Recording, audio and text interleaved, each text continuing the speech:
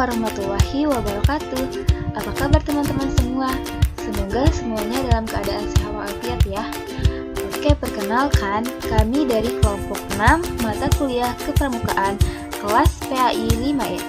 Di sini beranggotakan 3 orang.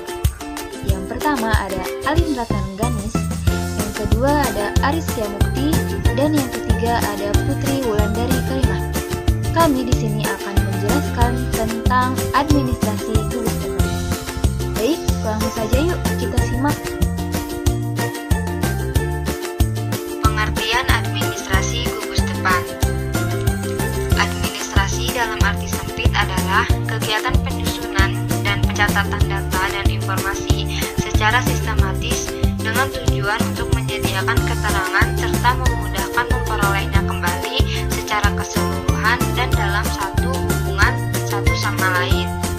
Sedangkan gugus depan pramuka adalah suatu organisasi di sekolah yang dibentuk untuk melaksanakan salah satu kegiatan ekstrakurikuler pramuka. Jadi, administrasi gugus depan dapat diartikan sebagai semua perencanaan, kegiatan, dan tata cara tulis-menulis dalam lingkungan gugus depan atau gudep. Apa aja ya yang diperlukan dalam pelaksanaan administrasi gugus depan? Yuk kita simak. Ada buku catatan pribadi peserta didik. Buku tersebut dipegang oleh ketua gudep dan harus selalu dimutakhirkan. Buku ini berisi nama lengkap, nama kecil atau nama panggilan, tempat dan tanggal lahir, agama, tanggal masuk menjadi anggota gerakan pramuka, sifat baik yang perlu dikembangkan, lalu sifat kurang baik yang perlu dikurangi atau dihilangkan, kepemimpinan yang pernah dialami atau diikuti, peristiwa-peristiwa penting selama menjadi peserta didik, lalu observasi terhadap pribadi anggota, lalu ada kegiatan kepramukaan atau kegiatan lain yang pernah diikuti, selanjutnya penyakit atau gangguan kesehatan yang pernah dan atau diderita, serta mutasi anggota dan sebagainya. Selanjutnya ada buku registrasi peserta didik. Buku ini berisi nama lengkap, jenis kelamin, tempat dan tanggal lahir, agama, nama orang tua atau wali, pekerjaan orang tua atau wali, alamat rumah, lalu anak keberapa dari jumlah saudara putra atau putri berapa orang, lalu golongan darah, sekolah, bakat dan hobi, juga hal-hal yang perlu diperhatikan seperti kebiasaan, kesehatan, bahasa yang dikuasai, dan lain-lain. Lalu ada pengalaman dalam kepramukaan, dan bagi peserta didik penyandang cacat, perlu dimasukkan jenis kecacatannya. Dan yang terakhir, lain-lain. Poin C ada buku registrasi pembina dan anggota MABI. Buku ini berisi nama, alamat dan nomor telepon, tempat dan tanggal lahir, jabatan dalam masyarakat atau pemerintahan, dan jabatan dalam MADI atau gudep. Selanjutnya agama, status perkawinan, nomor dan tanggal sertifikat atau ijazah kursus-kursus yang pernah diikuti, seperti KMD, KML, KPD, dan KPL. Dan yang terakhir, pendidikan formal. Yaitu catatan atau notulen rapat, atau juga risalah rapat. Pertama, catatan atau notulen rapat dengan pembina gudep berisi permasalahan gudep, program kerja, dan sebagainya. Yang kedua, catatan atau notulen rapat dengan Dewan Kehormatan Gudep berisi permasalahan yang dibahas dan keputusan terakhir rapat untuk bahan evaluasi. Yang ketiga, catatan atau notulen rapat dengan Mabigus. Setiap pertemuan harus dicatat dan dicek hasil-hasil rapat sebelumnya. Dan yang terakhir, logbook atau buku catatan ini merupakan catatan peristiwa-peristiwa penting di dalam gudep. Setiap kegiatan dan pengambilan keputusan yang penting harus tercatat pada buku tersebut. Logbook ini berisi catatan waktu, peristiwa, ilustrasi, gambar, tempelan atau guntingan berita, dan sebagainya. Pencatatan ini diupayakan singkat,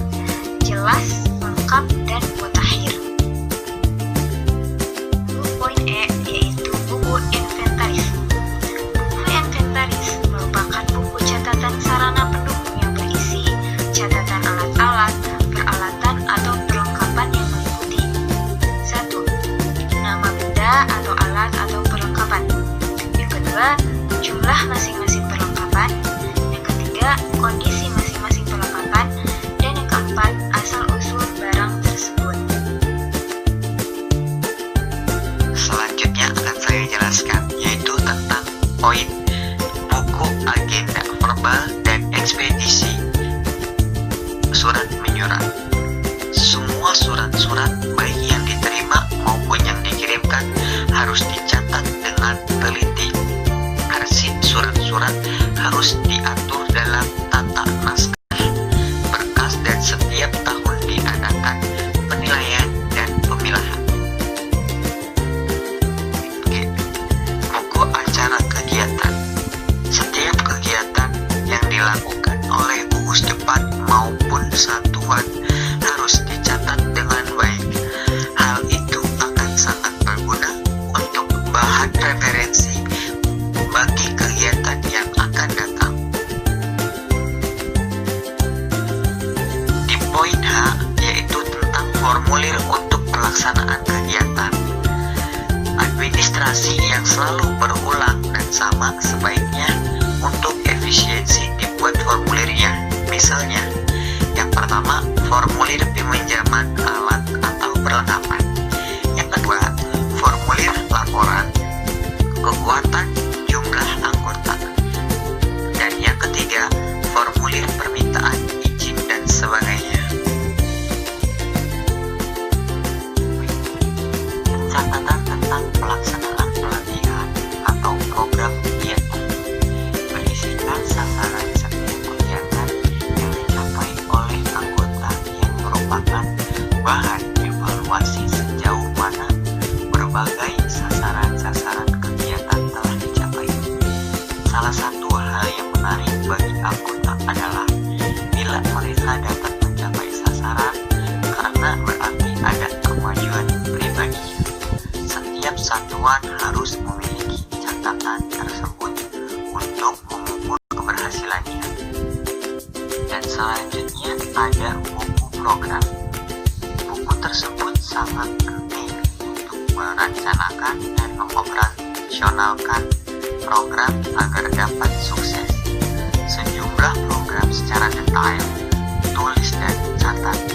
Hal tersebut berguna pula untuk dipelajari guna pengembangan di masa depan. Selanjutnya poin K, administrasi dana dan keuangan satuan. Satuan diizinkan untuk mendapatkan dana dari Gudep, Mabi, orang tua peserta didik, dan sponsor lain melalui Gudep untuk kepentingan operasional satuan. Dana-dana tersebut dicatat secara lengkap dan dapat dicek sewaktu-waktu bila diperlukan. Catatan pribadi setiap pembina. Setiap pembina perlu memiliki buku catatan pribadi dan perlu mencatat informasi yang berkaitan dengan perkembangan anggota atau peserta didik secara individu untuk mengetahui kemajuan individu anggota tersebut. Poin selanjutnya administrasi keuangan. Untuk menjamin agar keuangan Gudep terorganisasikan dengan baik, ketentuan dan prosedur keuangan harus dilaksanakan secara ketat dan disiplin. Adapun prosedur-prosedurnya adalah 1. Semua penerimaan atau pendapatan dimasukkan ke dalam rekening bank. 2. Semua uang tersimpan dalam bank, hanya ada uang tunai pada kas kecil. Yang ketiga, semua dana melalui bank. Pengambilan uang harus atas persetujuan ketua Gudep yang ditandatangani sedikitnya oleh 2 orang anggota pembina Gudep yang telah ditentukan. Yang keempat, tanda terima atau kwitansi harus dibuat rangkap 2. Penerimaan atau pengeluaran uang ditulis jumlah uangnya dan tanda terima atau kwitansi pembayaran harus disimpan. Yang kelima, pemeriksaan keuangan yang diadakan setiap akhir tahun. Yang keenam, usaha dana atau fundraising. Dalam usaha dana perlu ada penjelasan bahwa gerakan pramuka memerlukan dukungan bantuan untuk pelaksanaan kegiatannya. Usaha dana bukanlah suatu pelatihan untuk meminta-minta. Beberapa langkah yang perlu dilakukan dalam usaha dana. Yang pertama, cari identifikasi sumber-sumber dana. Kedua, pastikan alasan untuk memerlukan dana tambahan cukup kuat. Yang ketiga, pengumpulan dana. Yang terpenting adalah siapa yang akan meminta dan bagaimana cara yang baik untuk meminta, tergantung dengan siapa yang akan dimintai. Lalu poin terakhir yang merupakan proses terbaik pada usaha dana adalah ucapan terima kasih setelah menerima dana dan menyampaikan informasi tentang penggunaannya. Lalu poin terakhir dalam buku catatan dalam administrasi GUDEP adalah laporan keuangan bulanan. Dalam laporan keuangan ini, 1. Bendahara membuat laporan bulanan kepada Ketua GUDEP pada setiap akhir bulan. 2. Harus diingat bahwa uang yang dikelola oleh GUDEP haruslah uang yang jelas dan halal. Teman-teman, mungkin itu saja yang bisa kami sampaikan. Terima kasih karena telah menyimak videonya dan semoga apa yang kita sampaikan dapat bermanfaat bagi kita semua. Dan kami memohon maaf atas segala kekurangan atau kesalahannya. Wassalamualaikum warahmatullahi wabarakatuh.